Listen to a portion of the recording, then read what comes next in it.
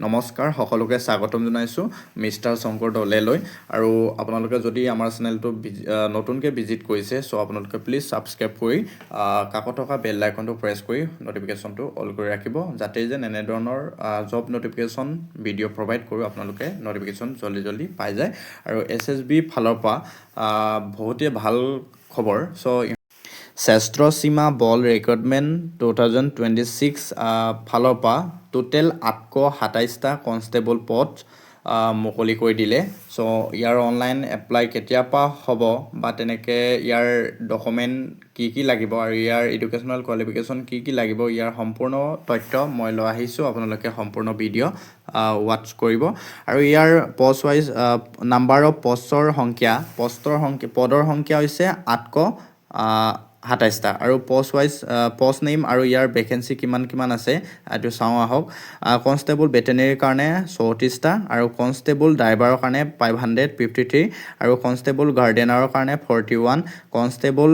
water কেৰিয়াৰৰ কাৰণে 5টা আৰু কনষ্টেবল কবলাৰৰ কাৰণে 25টা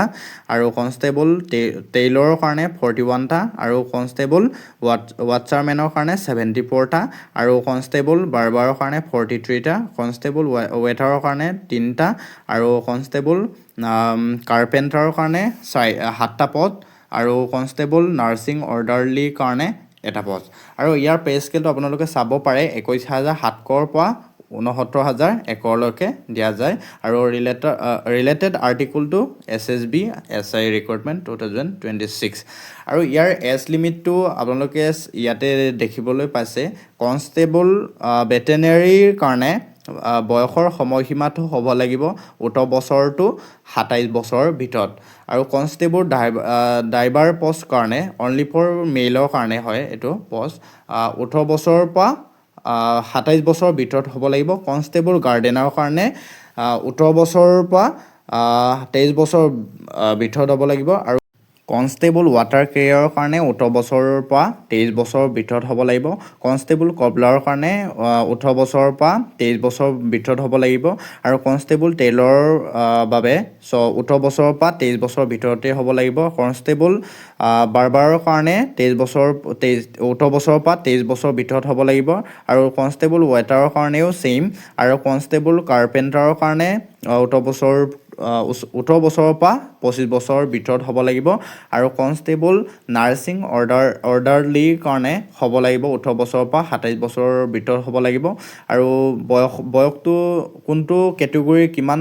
বঢ়াই দিয়া যায় আপোনালোকে চাব পাৰিছে চ' OBC হ'লে 3 বছৰ বঢ়াই দিয়া যাব আৰু ST কাৰণে 5 বছৰ বঢ়াই দিয়া যাব ধৰি লোৱা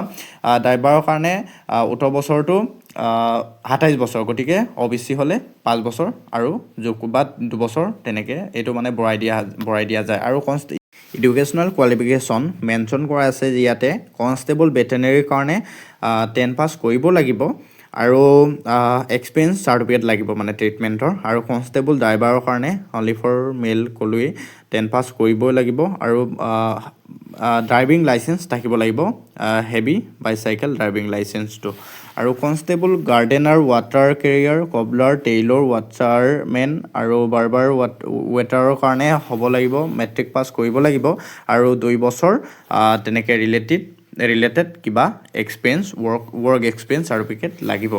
আৰু কনষ্টেবল কাৰ্পেণ্টাৰৰ কাৰণে আপোনালোকে চাবলৈ পাইছে ইয়াতে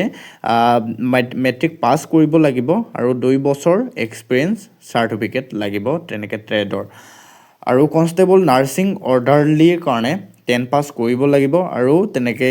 ইয়াতো তেনেকৈ এক্সপিৰিয়েঞ্চ চাৰ্টিফিকেট লাগিব মেণ্ডেটৰী আৰু ইয়াৰ এপ্লিকেশ্যন ফিজ আপোনালোকে দেখিবলৈ পাইছে কেটেগৰী ৱাইজত অল কেটেগৰীৰ কাৰণে 100 পিচেই হয় কেটেগৰী UR বা তেনেকৈ OBC EWS বা ST কাৰণে 100 পে' কৰিবই লাগিব কিন্তু SC ST অনলি ফেমিলৰ কাৰণে নীল মানে অনলি ফেমেল কেণ্ডিডেটছে পে' কৰিব নালাগে আৰু ইয়াতে মেনশ্যন কৰা থাকিব ইয়াতে আৰু ইয়াৰ এপ্লাই ইতিমধ্যে হৈ আছে 21 মাৰ্চ 2026 পৰা ষ্টাৰ্টিং হৈ আছে আৰু লাষ্ট ডেট হৈছে 20 এপ্ৰিল 2026 আৰু যদি আপোনালোকৰ কাৰোবাৰ কুৱেশ্যন আছে এতিয়াও কমেণ্ট বক্সত আপোনালোকে সুধি ল'ব পাৰে আৰু লাইক কমেণ্ট কৰা নাই যদি কৰক আৰু ছাবস্ক্ৰাইব কৰা নাই যদি আপোনালোকে এতিয়াও কৰক আৰু ধন্যবাদ থাকিল বন্ধুসকল আৰু নেক্সট ভিডিঅ'ত লগ পাম থেংক ইউ